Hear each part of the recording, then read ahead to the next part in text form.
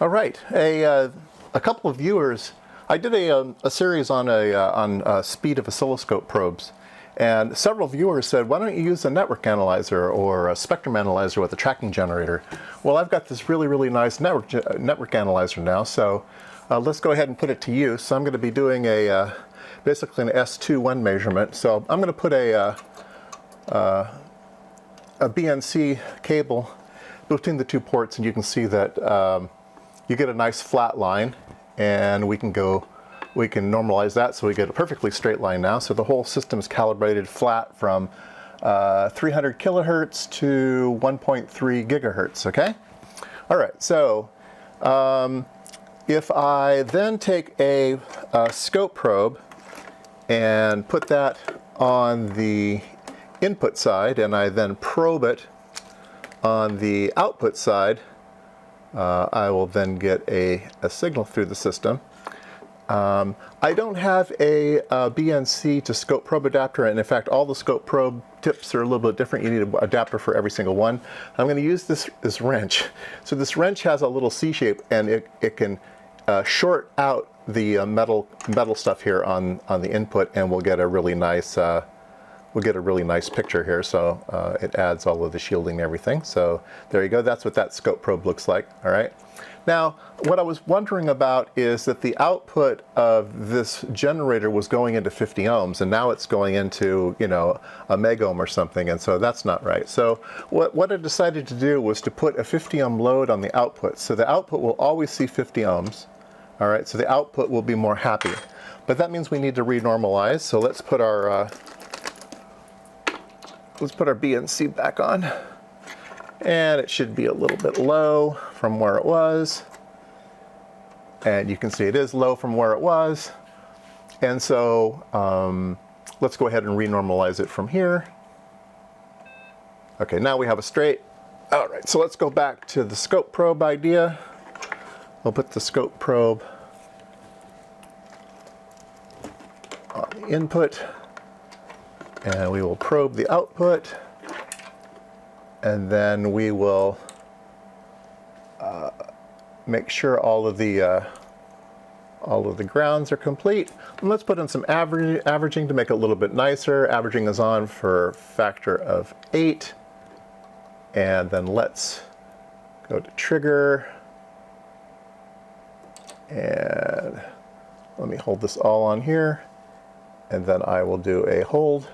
And there we go. So that's what this probe is doing. So this probe is a Tektronix P2200. Okay, so put that right there. And if we turn the marker on, then it's really difficult to say what's going on. We have this roll off here at the low end, which I still don't really quite understand that. And then it goes along for a while, then it rolls off. So this is what I would expect. I would expect a flat line and then roll off. So it's a factor of 10, so we should get a 10 to 1 probe, so we should get a straight line right at minus 20 dBm, and then it should roll off. Okay, so this one's a little bit high. If we kind of measure, you know, it kind of goes up and then it goes down.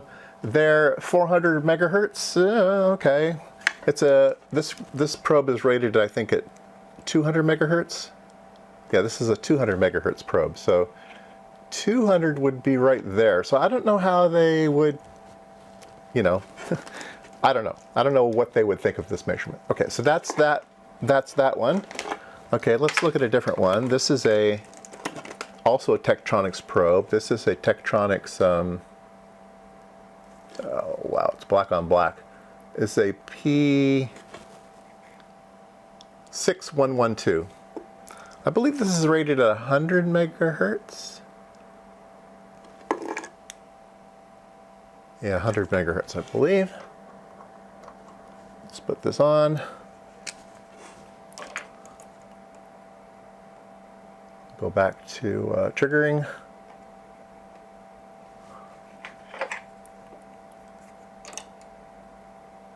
Ah, look at that. See, much flatter, right? Much better here. Let's do a hold on that one. So this is more what I would expect a good probe to look like.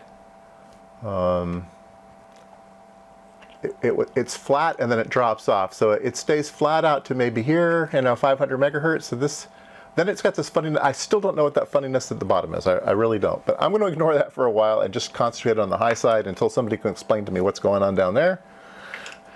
All right, so that is a, I already read the number. That's the P6112, okay? So I would say this is a better probe, right? All right, let's do, let's go old school here. This is also a Tech probe. This is a Tech P6106. 6106. I don't remember how fast these are supposed to be. 6106. Let's go back to continuous trigger. And let's put this on. And we'll put our grounding on it.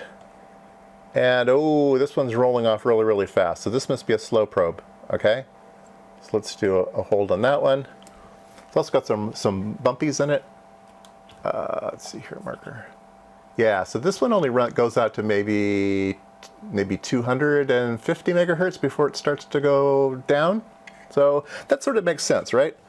That this is a slower probe and it rolls off faster. So that measurement seems to make sense. That's good. All right, let's go to this one. This is a Hewlett-Packard 117A. This is a quite fast probe on the data sheet. It was sold with a 275 megahertz oscilloscope, and they only spec'd the system. They didn't spec the probe individually, and but it should be fast. All right, let's go in here. Oh, I think I can actually kind of maybe ground this one to the sidewall. Oh, there we go.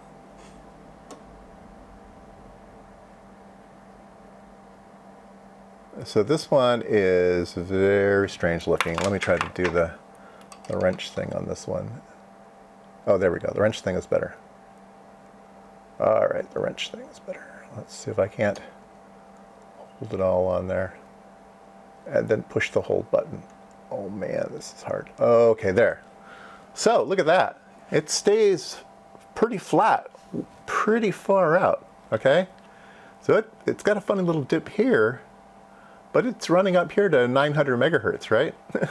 So, I mean, if you say that maybe it stops working where that dip is, you know, maybe it stops working here, it's still a 700 megahertz probe. So, okay. I'm not quite sure about this measurement. All right, and then I'm gonna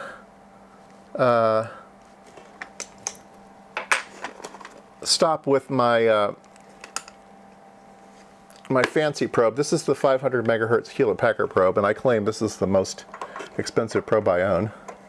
So let's see if it lives up to its hype. Menu trigger. All right. Let's stick it in here and put the ground on it. And then we will do a hold.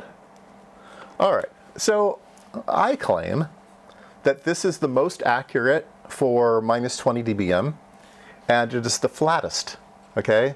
So for ignoring that bottom section, which I don't understand, it is very, very, very flat out to around 500 megahertz, okay, 550 megahertz. So, you know, if all I had known was the measurements made on an instrument like this, and I compared all these probes, I would say, yeah, this by far is the winner, and it does exactly what it's supposed to do. Now, some of the other probes ran up to higher frequencies, but they had other wobblies in them, and they weren't accurate for voltage, right? They weren't on this. They should be right on this minus 20 line. They should be perfectly on that minus 20 line. And so, yeah, so this, I believe this is the winner. I still don't understand the measurement. I still don't quite understand, you know, how this works. Let me go grab the Rigol. Oh, I got one over here. I got one more, and then I'll go grab the Rigol probes, which I think are quite good as well. I've got a cheapy Chinese one. This one says it's 60 megahertz, okay? 60 megahertz. I'll try it out. This is one of those, you know, $6 probes or whatever. Let's try it out. We'll stick it in. And, oh, I need to trigger continuous. And yeah, so it's just totally wacky. All right, it's just totally wacky. 60 megahertz, huh? Where's 60 megahertz? 60 megahertz is right there. So right where that little peak is. So in fact, it's the only value that's minus 20.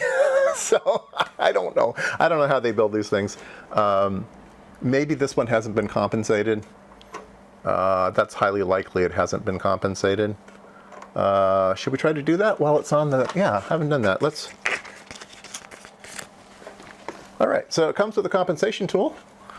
And let's go to trigger continuous. Let me turn off averaging so it's as fast as it can be, because we're going to be tweaking it real time.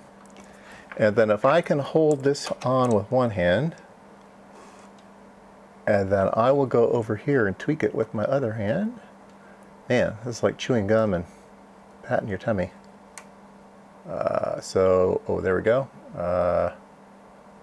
I can get it to kind of move. I'd say sort of there, sort of there. Let me turn averaging on a little bit. Averaging factor, let me turn down the averaging factor to 4. Still let it run a little bit fast.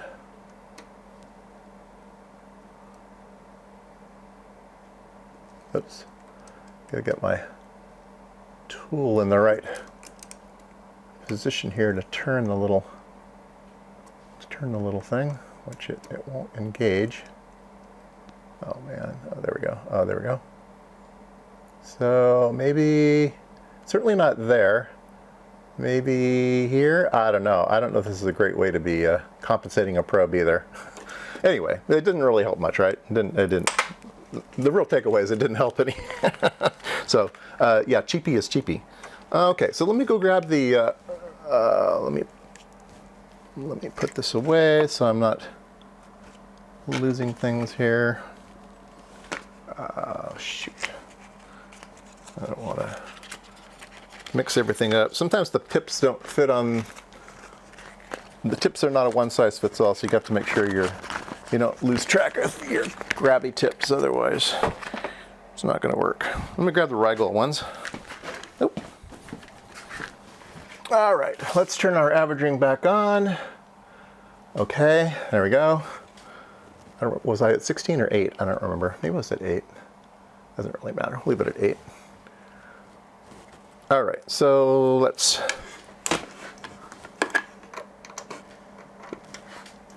these should be pretty good. These part number on these are a PVP2350. So these are claimed to be 350 megahertz probes. They should be quite good. And if I ground them, oh yeah, they're better. Okay, so let me see if I can hold all of these. I'll go to the menu, trigger, and hold. There we go. All right. So it certainly is hovering around minus 20. So it is more accurate for voltage. And it does have a lot of wobblies in it, though. So it's got a lot of reflections in it. So I will link a paper below if you want to read it. And the way that you get rid of those little wobblies is to put in lossy cable. So you need to have, a few tens of ohms in the cable to get rid of those reflections in the cable. And that was an old patent by Tektronix. And so I would expect that this Hewlett-Packard probe that was really, really flat probably has a better cable, probably has one of those lossy cables. It's a fascinating paper to read, that scope probe paper. One of my viewers pointed it to me, so thank you for that. And I think that's what it does, is it gets rid of these little bumpies here. Otherwise, this probe is running way out fast. It does have those reflections. It's running way out fast and it's closer to -20. And we'll leave you with the grand winner, which is my Agilent Hewlett-Packard 10073B. And if you notice, this is a 10 times probe only. There is no ×1 × 10. It is ×10 only. And it does have compensation on the body here. Sometimes the compensation is out on the tip on some probes. Let's go back to trigger continuous. We'll go back here, put in our good ground, and then we'll do a hold on it. So I think that's the grand winner. It definitely is a very, very nice probe. So I guess you get what you pay for. I guess that's true.